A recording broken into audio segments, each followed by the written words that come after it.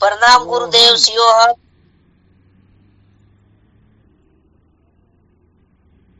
शिवोहम। श्री गुरु चरणों में साक्षात दंडवत प्रणाम।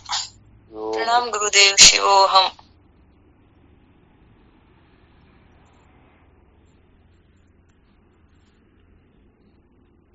प्रणाम गुरुदेव शिवोहम। शिवोहम। कोटि कोटि प्रणाम स्वामी जी आपके श्री चरणों में। शिवोहम। शिवोहम गुरुदेव शिवोहम। चरण स्पर्श। शिवोहम। शिवोहम। क्या विषय चल रहा था अपना?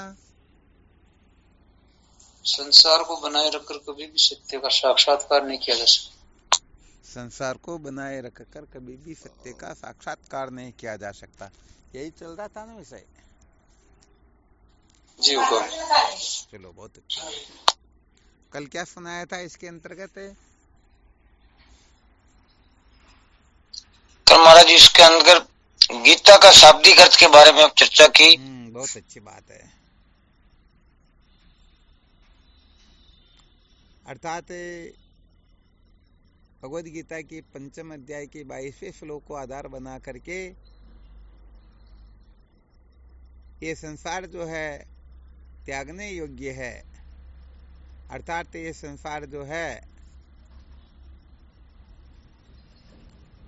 सचमुच में इसको कोई पकड़ना चाहे तो पकड़ सकता ही नहीं। तो जिस पर हटाओ का तिलक लग जाता है उसको जगत कहते हैं, और जिस पर कभी भी हटाओ का तिलक लगे ही नहीं, अर्थात जिनको छोड़ना चाहे फिर भी जो छूटे नहीं, उसे परमात्मा कहते हैं। और जिसको पकड़ना चाहे फिर भी जो पकड़ में आता नहीं, उसको संसार कहते हैं। तो 5वें अध्याय के 22वें श्लोक के अनुसार क्या बताया था, याद रहा किसी को?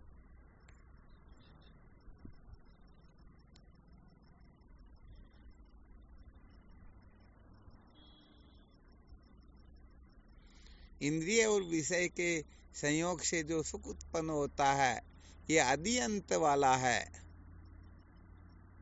आदंतमंत कौन्तेय न ते सूरम ते बुधय। जो विवेकी होता है वह इसमें रमण नहीं करता है, वह इसके पीछे पागल नहीं होता है।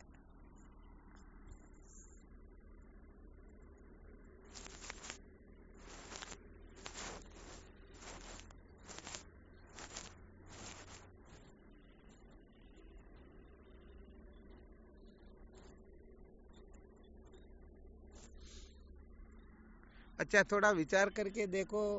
हम इस बात को अच्छी तरह से समझ चुके हैं कि जिस पर हटाओ का तिलक लग जाता है उसे ही संसार कहते हैं। अपने को इस बात का बहुत अच्छी तरह से अनुभव है कि इनके ऊपर हटाओ का तिलक लग जाता है, फिर भी हम उसको छोड़ना नहीं चाहते। ये क्या गड़बड़ है?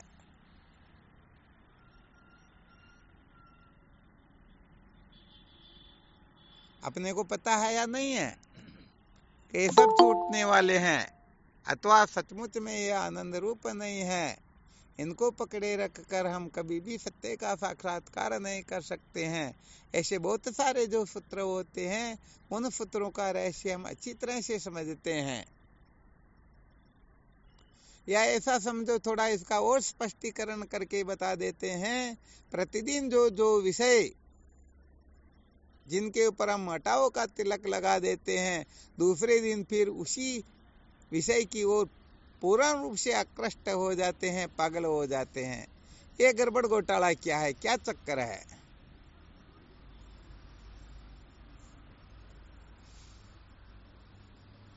ये होता नहीं होता? आज तक यही होता है, हो रहा है माँ जी। तो प्रतिदिन घटता है हमारे साथ। प्रतिदिन घट रहा है ना, और सबके साथ में यही हो रहा है। सबको अच्छी तरह से पता है कि इस विषय का हमने अनुभव कर लिया, इससे केवल मात्र इतना ही सुख मिलता है, थोड़ी देर के लिए मिलता है, और उसके बाद में फिर तड़पना होता है। अच्छी तरह से जानते हुए भी हम इनसे ऊपर क्यों नहीं उठ पाते हैं? क्या कारण है? या तो भाई सच्ची बात कहे तो अविद्या के बंधन से छूटने की तड़पन सचमुच में है ही नहीं। क्योंकि जो अविद्या के बंधन से छूटना चाहते हैं ना, हाँ, उनको संसार की ओर प्रवृत्त करके कोई देख तो ले।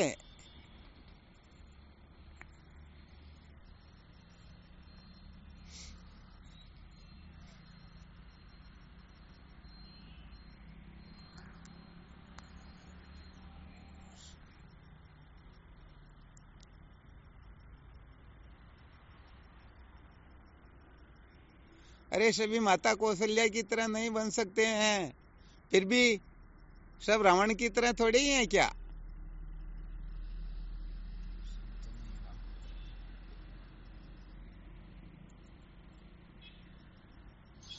नहीं। हाँ, तो ठीक है कि अपने को बिल्कुल ये भी नहीं समझना चाहिए। एक विशेष बात ये भी होती है, क्योंकि अपने को ज्यादा ये समझ लें तो सच्ची बात है, फिर गड़बड़ी होती है कि अरे वो फिर क्या स्वभाव हो जाता। हम तो वो क्या होता है कि कोई राजा कहीं भ्रमण कर रहे होते हैं ना, तो कोई भिखारी थे, तो वो कहने का मतलब कहीं पता नहीं कहाँ से पैसे लाए होंगे, पता नहीं क्या का क्या, वो शराब पी रहे थे। क्या पी रहे थे? दारू पी रहे थे। तो उनको राजा साहब ने कहा, अरे गजब करते हो, तुम भिखारी होकर के शराब पी रहे हो। तो भिखारी कहते, राजन ये तो बिल्कुल सत्य बात है, परंतु ये शराब भी बिना वो एक और होता न खाने का, उनके बिना अच्छा नहीं लगता है। उनको कहा, अरे तुम ऐसा भी करते हो क्या? हाँ बिल्कुल, परंतु फिर भी ये दोनों चीज खाने के बाद में तो फिर वेश्या की आवश्यकता होती है, हमको तो वह भी चाहिए।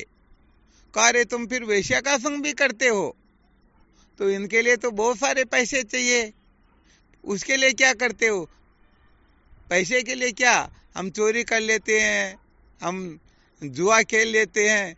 फिर पूछा, अरे तुम जुआ भी खेलते हो, चोरी भी करते हो, डाका भी डालते हो, क्या करे राजन, एक बार हम तो भटक गए, हमने एक बार ऐसा कर लिया, अब तो हमारी कोई गति नहीं, हमको तो कीचड़ में ही पड़े रहना है। तो बड़ी गड़बड़ हो गई ना। जी महाराज। हाँ, इसलिए ज्यादा भी अपने को यही नहीं समझना चाहिए। वैसे देखा जाए तो अपने अवगुणों को नहीं देखना चाहिए, बल्कि या तो भगवान की कृपा का अनुशीलन करना चाहिए कि ईश्वर कितने दीन दयालु होते हैं। वो तो दीनानाथ है, पतित पावन है, अदम उदाहरण है। हम अपने को यदि यही समझते रहेंगे तो फिर सच में हम यही हो जाएंगे। परंतु इसका मतलब ये भी नहीं है कि वो गड़बड़ी जो कर रहे हैं और फिर वहाँ अटक ही जाए, ऊपर भी नहीं उठे, ये भी समझदारी नहीं है। तो यहाँ पर अपने को सचमुच में विचार तो करना ही चाहिए। हालांकि जिसे जीविकोपार्जन होता है उसके बिना तो काम नहीं चलता, इसलिए ये खान पान आदि जो है इनकी तो आवश्यकता है ही है। यहाँ तात्पर्य यह है कि एक तो इच्छा होती है और एक आवश्यकता होती है। इच्छा की पूर्ति आज दिन तक किसी की न तो हुई, होगी नहीं, हो सकती भी नहीं, परंतु आवश्यकता की पूर्ति तो प्राणी मात्र की होती है ना। जी महाराज। फिर विचार करके देखो, जब प्राणी मात्र की आवश्यकता की पूर्ति होती है तो फिर ये इच्छा के चक्कर में क्यों पड़ना?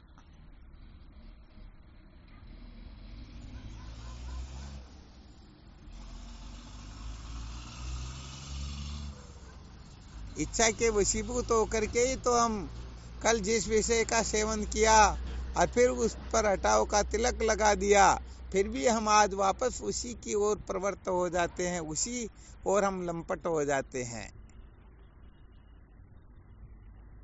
हो जाते हैं ना? जी महाराज जी। तो इस पर विचार करना चाहिए। यदि कहे कि हम तो आनंद के लिए होते हैं, तो सचमुच में जिस पर हटाव का तिलक लग जाता है उसमें आनंद होता ही नहीं। क्योंकि आनंद को कोई छोड़ना चाहते ही नहीं।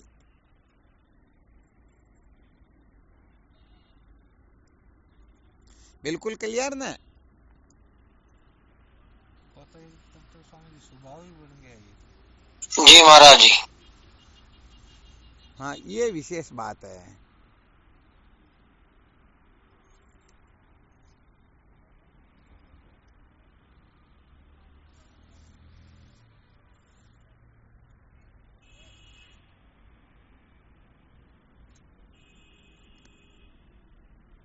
तो गड़बड़ तो बड़ी हो रही ना। भयंकर हो रही महाराज जी, बड़ी क्या। तो चलो यहाँ एक थोड़ा रास्ता और निकाल देते हैं। कम से कम साधकों को इस विषय सुख की जगह पर अटकना ही नहीं है। ये विषय सुख जो है अपने को वो परमानंद क्या होता है उसकी झलक के लिए समझ लीजिए। जैसे सुषुप्ति का सुख कितना खतरनाक होता है, कितना विलक्षण होता है, उसके बिना कोई रह सकता है क्या? नहीं रह सकता। नहीं जी। हाँ, तो ये सुषुप्ति का जो सुख होता है ना, ये ब्रह्मानंद की बान की है। जैसे दुकान पर चल करके कहते अरे भाई मेरे को बादाम लेनी, थोड़ा नमूना बताओ, तो नमूना दे करके हम समझ जाते हैं ना भाई अंदर कैसा क्या माल है।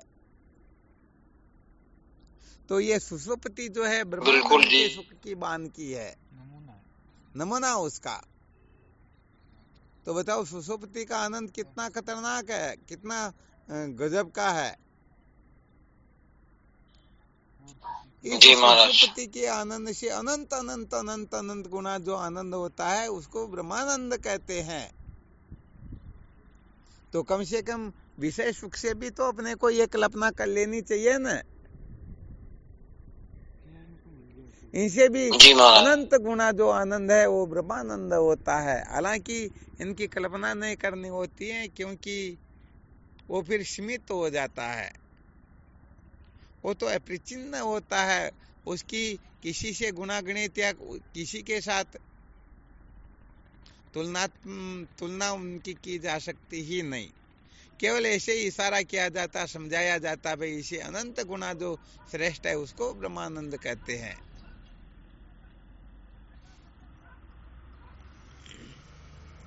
तो कम से कम अपन ये तो कर ही सकते ना, जिनके ऊपर हटाव का तिलक लगता है उसी को अपने जीवन का लक्ष्य न बनाए, वहीं पर अटके न रहे, उसी को महत्व न दे।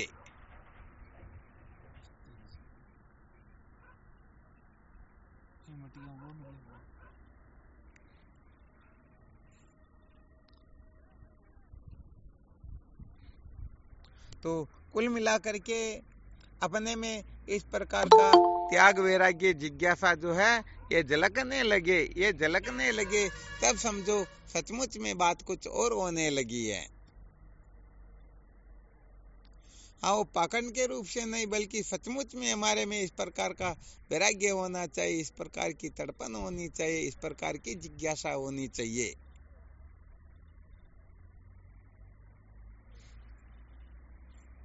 महाराज जी कह रहे हैं कि थोड़ी आवाज अटक रही है इसमें। अच्छा, आवाज अटक रही क्या? जी हाँ।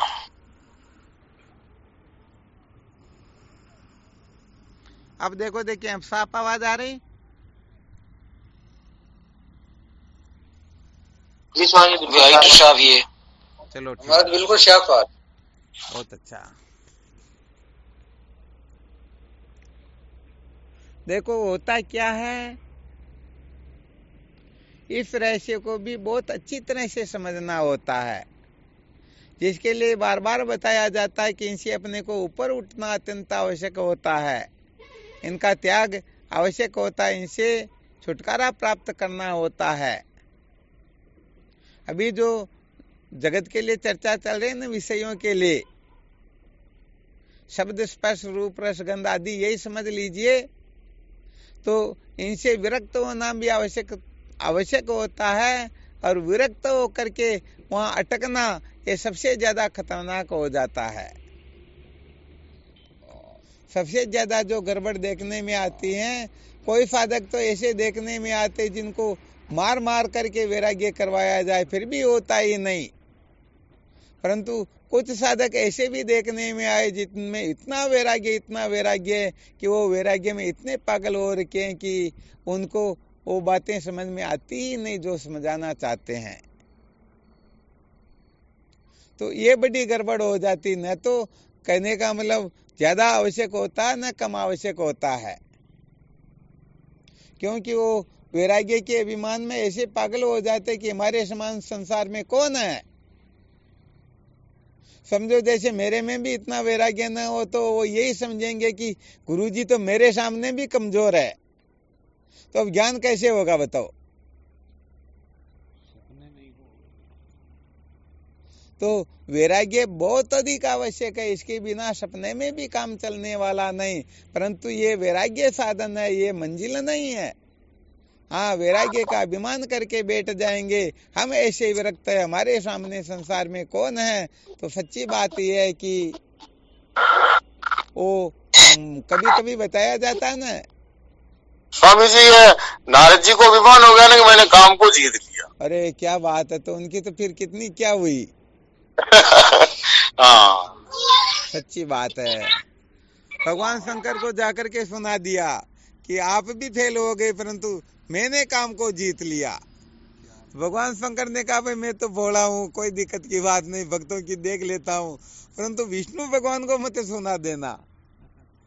तो महाराज क्या बात करते हो, कभी हमसे ऐसा बहुत बड़ा अच्छा काम हो जाए फिर उनको न बताइए, तो सपना भी नहीं आना चाहिए। तो विष्णु भगवान को सुनाने के लिए निकले और उधर विष्णु भगवान तक पहुंचे इससे पहले ही एक माया की नगरी की रचना हो गई और उसके अंतर्गत स्वयंवर का नारद जी ने देखा तो वो जो हाथ में माला ले रखी उनको देख करके पागल हो गए। अरे ये तो मेरी पत्नी होनी चाहिए, इसके बिना तो सारा जीवन ही व्यर्थ, कोई मतलब ही नहीं है। तो विष्णु भगवान को तो समाचार तो क्या सुनाना था, जाकर के मांग लिया भगवान मुझे हरि का रूप चाहिए। किसका रूप चाहिए? हरि का रूप चाहिए। तो विष्णु भगवान ने कहा तथास्तु, तो उनको हरि का रूप मिल गया।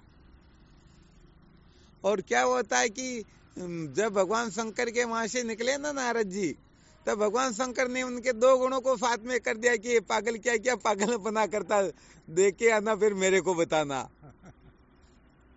तो दोनों गण नारद जी के साथ में, और यही कहते ही संसार में शायद विष्णु भगवान भी वहां चले जाए ना तो भी उनको उनकी ओर वो देखेगी भी नहीं, आपको ही माला पहनाएगी। तो उनकी बहुत ज्यादा चापलूसी करते हो जब वहां जाकर के बैठे ना और वो माला लेकर के घूमती है तो उनकी ओर देखती भी नहीं है।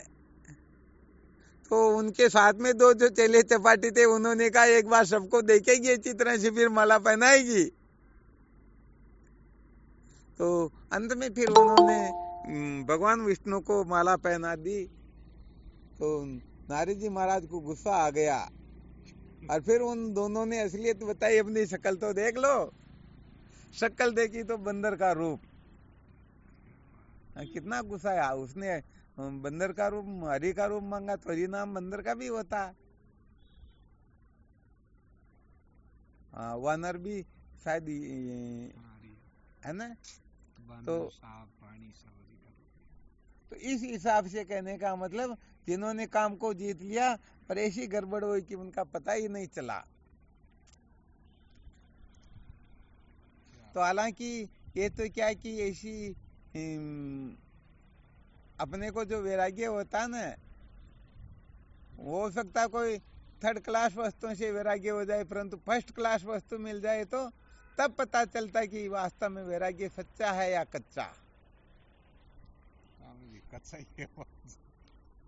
हाँ नहीं वो तो बात भी सही है, परंतु फिर भी एक साधक तो इतना खतरनाक कि मेरी दृष्टि में मैंने तो अभी तक ऐसा देखा, इतना खतरनाक साधक, इतना वैराग्य रोम रोम में कूट कूट कर भरा हुआ, शायद उनका मुकाबला कोई नहीं कर सकते। परंतु फिर भी वैराग्य को ज्यादा महत्व दे और ब्रह्म विद्या की तरफ यदि पूरी चित्तवृत्ति लगा करके चिंतन मनन नहीं करे तो फिर सच्ची बात ही है।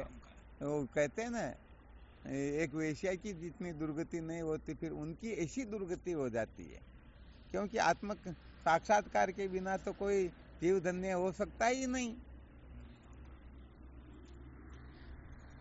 हालांकि निषिद्ध विषयों से वैराग्य होना ये कोई बड़ी बात नहीं होती है, विहित विषय से भी जिनको वैराग्य हो जाए ये बहुत बड़ी बात होती, और विहित विषयों से भी उनको कूट कूट के वैराग्य है। इतना होते हुए भी उस वैराग्य में ज्यादा अमता ममता कर ले, आस्था कर ले कि ये कभी बिगड़े नहीं, ये बना रहे, तो ये भाई सदा तो रहने वाला है नहीं। हो सकता है किसी पुण्य के परिपक्व होने से इस जन्म में तो है, परंतु हो सकता है आगे के जन्म में क्या होगा। ज्ञान के बिना तो कल्याण होता ही नहीं ना। इसलिए महत्व बुद्धि जो है साधनों में नहीं करनी चाहिए, बल्कि लक्ष्य को महत्व देना चाहिए।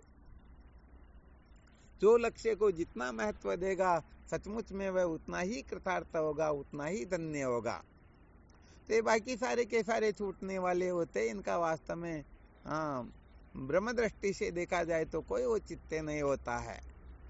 ये भोगियों की दृष्टि से देखा जाए तो वो सूर्य के समान होते हैं, परंतु ब्रह्म दृष्टि से देखा जाए तो कोई गिनती ही नहीं होती है।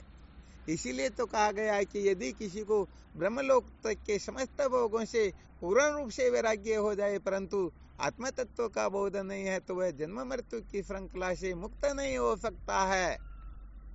और यदि किसी को आत्म तत्व का यथार्थ बोध हो जाए और फिर उसको ब्रह्मलोक तो क्या संसार के भोगों से भी जैसा वैराग्य होना चाहिए वैसा वैराग्य नहीं है, फिर भी निश्चित रूप से वह जीवन मुक्त हो जाएगा, वह कृतार्थ हो जाएगा, वह जन्म मृत्यु की श्रृंखला से मुक्त हो जाएगा। ये तो वेदांत सिद्धांत है, ये तो ब्रह्म विद्या का महात्म्य है। समस्त विश्व में जितना पाप हो रहा उतना पाप करने वाला भी कोई पापी हो वह भी ब्रह्म साक्षात्कार के उसी समय तत्क्षण जीवन मुक्त हो सकता है। इसलिए साधन जो होते हैं ठीक है, बहुत अच्छी बात है, और धन्यवाद भी। ऐसे सूरवीर साधक वास्तव में मिलना बड़ी दुर्लभ बात होती है। तो बात बहुत अच्छी होते हुए भी हमें सबसे अधिक महत्व बुद्धि जो है ब्रह्म विद्या को ही देनी है, ब्रह्म विद्या में ही अपनी ज्यादा आस्था होनी चाहिए। बिल्कुल ठीक है ना? जी गुरुदेव, बिल्कुल। जी गुरुदेव। तो जी महाराज जी। कहते कि वैराग्य नहीं होना चाहिए, तो वैसे देखा जाए तो ये तो छोटा सा वैराग्य हम तो कह रहे हैं, परंतु इससे ऊंची कक्षा की बात तो शरीर से, इंद्रियों से, प्राण मन बुद्धि से वैराग्य होना, या नाते रिश्तों से वैराग्य होना, जहाँ हम रह रहे देश से, काल से, वस्तु से, इनसे वैराग्य हो। और विशेष बात तो तब होती है ना, हाँ ठीक, एक जगह से वैराग्य है तो वो वैराग्य जैसे 14 इंद्रियां है, एक इंद्रिय से किसी को पूर्ण रूप से वैराग्य हो जाए, परंतु 13 इंद्रियां और भी तो बची हुई है ना। 14 इंद्रियों से यदि इस प्रकार का वैराग्य हो जाए तब फिर बात बड़ी विलक्षण हो जाती है। उसकी तो फिर कहने की बात ही क्या। वो तो फिर सचमुच में यदि ब्रह्म विद्या को महत्व दे तो निश्चित रूप से ब्रह्म साक्षात्कार करने में उनको कुछ समय लगता ही नहीं।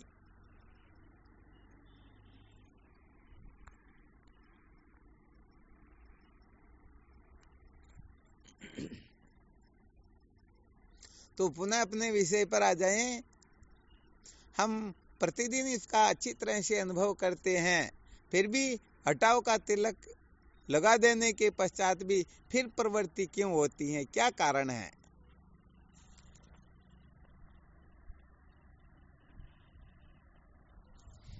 कौन बताएंगे?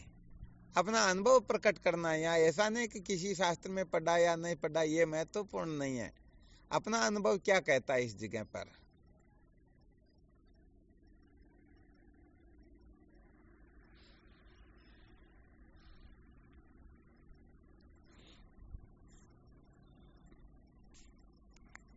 शिवोहम स्वामी जी। हाँ, शिवोहम। सबसे पहले तो यही कि हटाओ का तिलक लगाने के बाद सत्यत्व बुद्धि उससे निकली नहीं। क्या बात है, बहुत बहुत बहुत बहुत धन्यवाद है। सत्यत्व बुद्धि नहीं निकली है ना। हाँ, सत्यत्व बुद्धि नहीं निकली तो फिर सत्यत्व, प्रियत्व, रमणीयत्व बुद्धि, ये तीनों बुद्धि जब तक निवर्त नहीं होती है ना, तब तक 50 लाख करोड़ बार हटाओ हटाओ करते रहो, वो हटाओ का तिलक लगाने पर भी हटेंगे नहीं, बल्कि उन्हीं की ओर चिपकते ही रहेंगे, क्योंकि उनको सत्य समझ रहे हैं, प्रिय समझ रहे हैं, रमणीय समझ रहे हैं। तो इनके साथ रमण करने से अपने को बड़े विलक्षण आनंद की अनुभूति होती है। प्रिय भी समझ रहे हैं, उनको सत्य भी समझ रहे हैं, तो फिर थोड़े छूट सकता है क्या? सीपी की चांदी को सत्य समझ करके उसे छुटकारा थोड़े पाया जाता।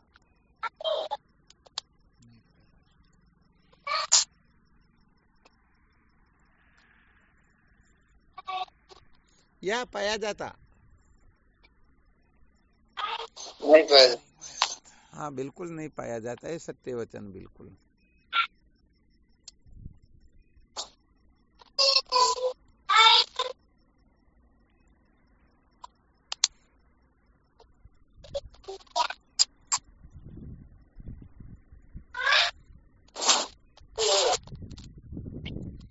और भी कोई साधक ऐसा कोई सूत्र निकलता हो, कुछ ध्यान में आ रहा हो, जिससे साधकों के समझने में और विशेष बल मिले? सबसे बड़ा सूत्र यही है। बहुत अच्छी बात है। और किसी साधक को कुछ सूत्र ध्यान में आ रहा हो?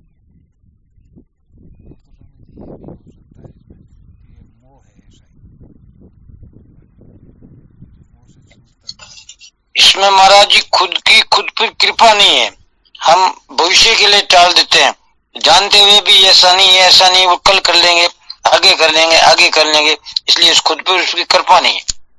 अच्छा, बहुत बहुत धन्यवाद। ये भी बहुत अच्छा सूत्र है। सहजानंद जी महाराज बता रहे, मोह के कारण ऐसा होता रहता है। जोर से बोलो, सब सुनेंगे। दृष्टांत आता नहीं पक्षी का, हाँ, का बच्चा पकड़ी जाए, देखिए वहां पर जीर कहीं करा जा रहे कमाई चप नहीं, परंतु इसमें मोह क्या करेगा? भोगों की ओर आसक्त होते मोह से होते क्या? साथ में रहते नहीं, जब परिवार, अच्छा, साथ में रहते तो आसक्ति हो ही जाती है। हो जाती है। हाँ, ये बिल्कुल सत्य वचन। नहीं चाहते हुए भी आसक्ति हो जाती है। बहुत धन्यवाद, बहुत अच्छा सूत्र बताया। वो एक आप बताते हो नहीं, कब्र का और हाँ, बिल्कुल, वो समझ में आ गया। बहुत अच्छी बात है।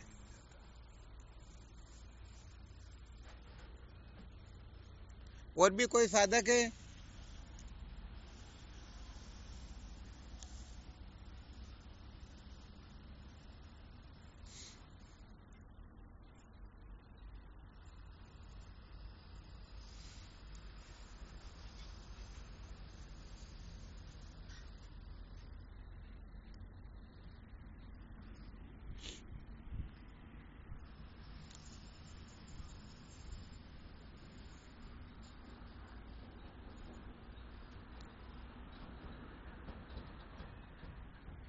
कुछ नहीं।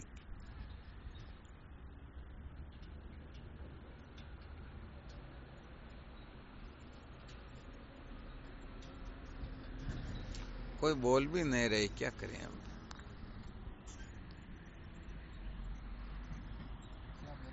बोलने के लिए जगह नहीं, सूत्र भी आता नहीं बोलना।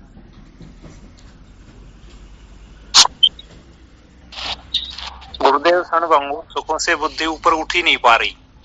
क्या हुआ? गुरुदेव क्षणभंगुर सुख है ना, उनसे बुद्धि ऊपर नहीं उठ रही। हाँ, बहुत धन्यवाद। ये भी बहुत अच्छा सूत्र बताया।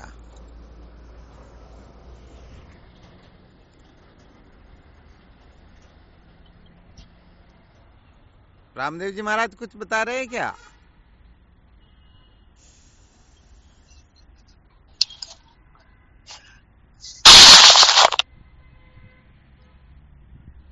ये सब संग के कारण दोष हो रहा है स्वामी जी, जैसा संग करें वैसे ही दोष होता है। क्या बात, बहुत बहुत धन्यवाद। ये भी बहुत अच्छी बात है।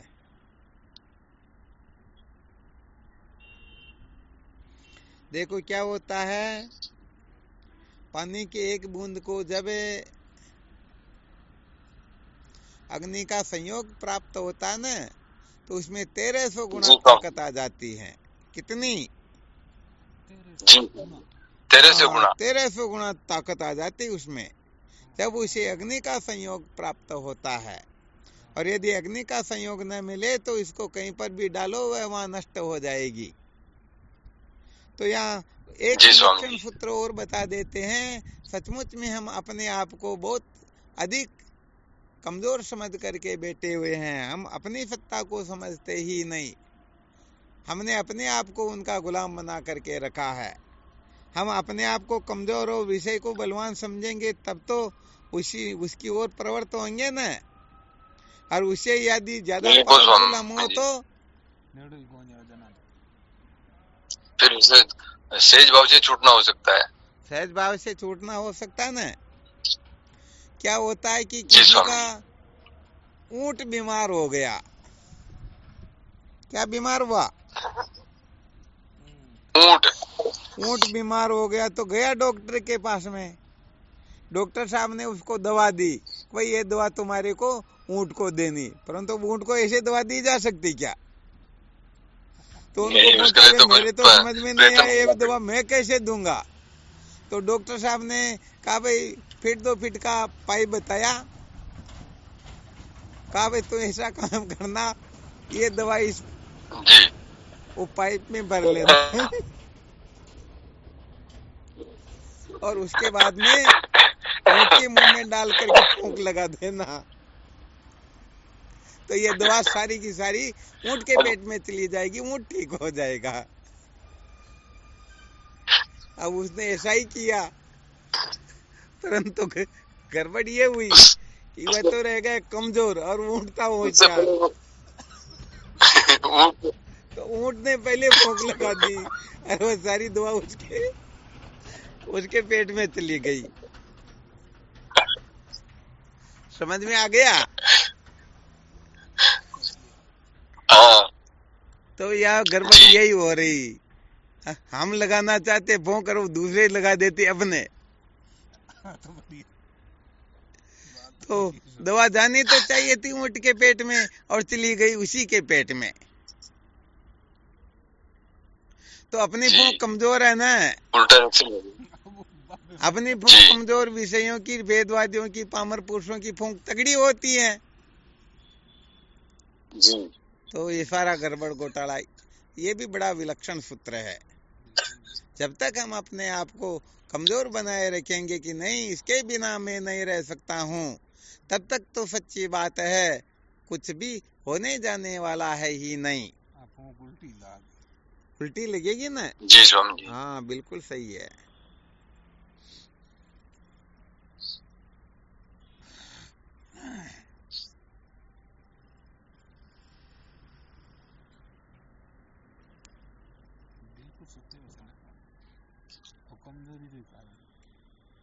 हाँ बिल्कुल, जब हम अपने आप को कमजोर समझ लेते तो अपने आप ही हर कोई राज करेगा ना अपने पर। फिर तो शब्द स्पर्श रूप रसगंध समस्त विषय उसे नचाएंगे। तो यहाँ पर जब हम विषयों को आनंद रूप समझ लेते हैं और हम अपने आप को दुख रूप समझ लेते हैं तो नहीं चाहते हुए भी ये सारे के सारे विषय उनके ऊपर दावा बोल देते हैं। वो चाहे करोड़ कोशिश भी क्यों ना करे फिर भी वह उन विषयों के बिना रह सकेगा ही नहीं।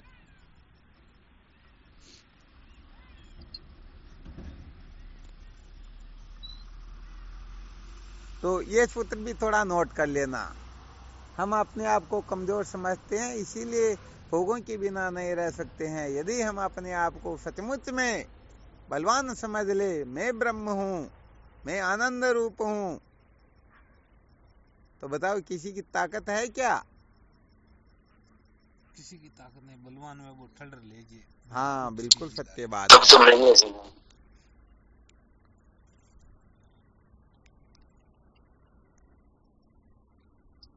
स्वामी जी आप कहो ना। हाँ बोलो बिल्कुल। 5000 भेड़ा में अपने एक सिंह को मुकाबलो न कर सके। क्या बात है। वैसे देखा जाए तो हाथी बोलो कितना खतरनाक, बड़े बड़े वृक्षों के वो बड़े बड़े क्या होते जिनको तोड़ देता है। हाँ। शेर की चिंगाट सुनते ही पता नहीं किधर भग जाता है, क्योंकि वह अपने आत्मबल को पहचानता ही नहीं है। नहीं है। बस इसी कारण ये गड़बड़ होती है। तो एक दुआ और है स्वामी, दीनता को त्याग नर अपनो स्वरूप देख। हाँ, दीनता को त्यागी नर अपनो स्वरूप देखी, तू तो शुद्ध ब्रह्म अजय दृश्य को प्रकाशी है। आपने अज्ञान ते जगत सब तू ही रचे, सर्व को संहार करे आप अविनाशी है। मिथ्या पर पंच देखी दुख जिन आने जिए, देवन को देव तू तो सब सुख राशि है। जीव सोई माया से प्रभाषे तू ही, जैसे रज्जु सांप से रूप वे प्रभाषी है। सागर के मंत्र है महाराज, मंत्र है महाराज। तो सचमुच में जब तक हम दीनहीन बने रहेंगे तब तक अपने ऊपर हर कोई शासन करेगा, और जब हम अपने स्वरूप का साक्षात्कार कर लेंगे, अपने आप को ठीक ठीक समझ जाएंगे, तो अनंत कोटि ब्रह्मांड में ऐसी कोई सत्ता है ही नहीं जो अपने को नचा सके। तो क्या होता है कि अपने पास में बल नहीं है, सत्य कहे तो न तो अपने पास में अपना खुद का बल है, न शास्त्रों का बल है, न महापुरुषों का बल है, न गुरुदेव का बल है। एक छोटा सा बच्चा माँ की गोद में बैठ करके बड़े बड़े चक्रवर्ती सम्राट को भी वो आप कह देता है, उसे इतना पावर होता। अब अपने पास में क्या है? हर प्रकार से कंगले हो रहे हैं हम, तो कंगले हो रहे हैं, तो फिर तो ये शब्द स्पर्श रूप रसगंध टूट के पड़ेंगे ना उनके ऊपर, तो कमजोर में धगड़ा ही पड़ेगा। हाँ, इसलिए अपने को बलवान बनना होता है। जो बलवान हो जाएगा सचमुच में, उसका कोई कुछ नहीं बिगाड़ सकेगा। जिनके पास में किसी भी प्रकार का पावर है तो उसे कोई भटका नहीं सकेगा।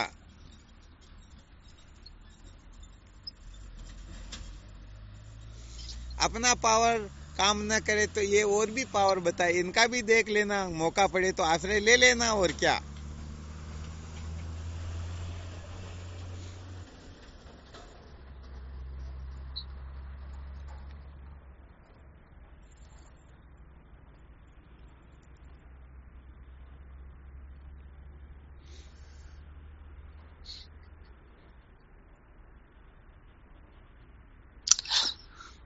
जी स्वामी जी। हाँ, इनकी जीवन में बड़ी आवश्यकता होती है, इसके बिना काम चलता ही नहीं वास्तव में।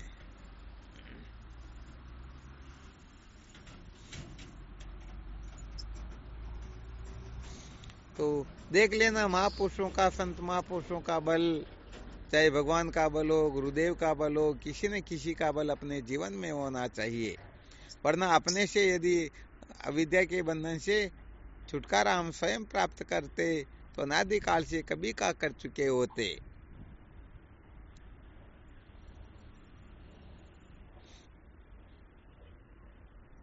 जी। परंतु बल तभी प्राप्त होता जब हम अपने को कमजोर समझे, तभी। और गुरुदेव से अपने को ज्यादा बलवान समझ ले तो फिर तो गुरुदेव को बल दे सकते हैं परंतु ले नहीं सकते, ये तो नियम ही नहीं है। जो पात्र नीचे होता है ना, उसी में पानी प्रवेश करेगा। ऊपर रखे हुए पात्र में नीचे रखे हुए पात्र से पानी थोड़े जाता है क्या? नहीं जाता स्वामी जी। हाँ, नीचे की ओर जाता है। अच्छी तरह से समझ लेना चाहिए।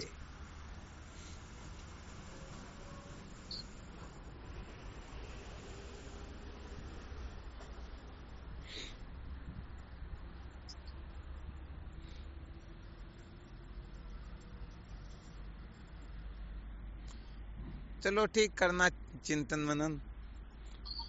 अभी आश्रम पर और 2-4 संत भी आए हुए हैं, तो थोड़ी देर और उनसे चर्चा कर लेते हैं। अच्छा, किसी साधक को इस समय टाइम हो तो देख लेना, 10-15 रोज तक सहजानंद जी महाराज आए हुए तो यहीं रहेंगे, तो और भी कोई आना चाहे तो स्वागत है। इच्छा हो जाए तो देख लेना ना। और 1 तारीख को आश्रम पर सत्संग रहेगी, उसमें जो जो साधक आना चाहिए देख लेना। जी स्वामी जी।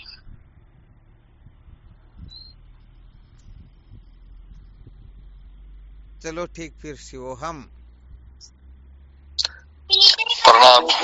शिवोहम। श्री गुरु चरणों में साक्षात दंडवत प्रणाम। शिवोहम। चरणों में साष्टांग दंडवत। हाँ, शिवोहम। प्रणाम गुरु। शिवोहम प्रणाम शिवोहम गुरुदेव आपके श्री हाँ शिवोहम प्रणाम शिव स्वामी जी श्री चरण में साष्टांग प्रणाम शिवोहम प्रणाम शिवोहम दादा हाँ शिवोहम प्रणाम गुरुदेव आपके श्री चरणों में विनम्र प्रणाम। शिवोहम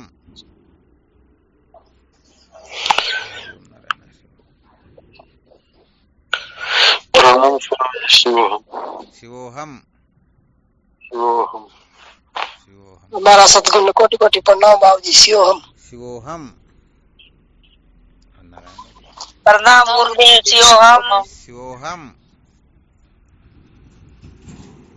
कोटि कोटि प्रणाम स्वामी जी आपके श्री चरणों में। शिवोहम हाँ शिवोहम गुरुदेव के चरणों में कोटि कोटि प्रणाम। शिवोहम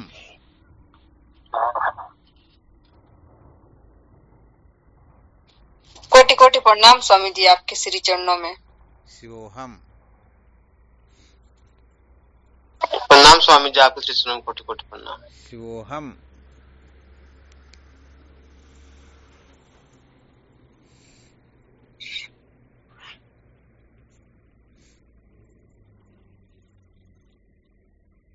प्रणाम गुरुदेव। शिवोहम शिवोहम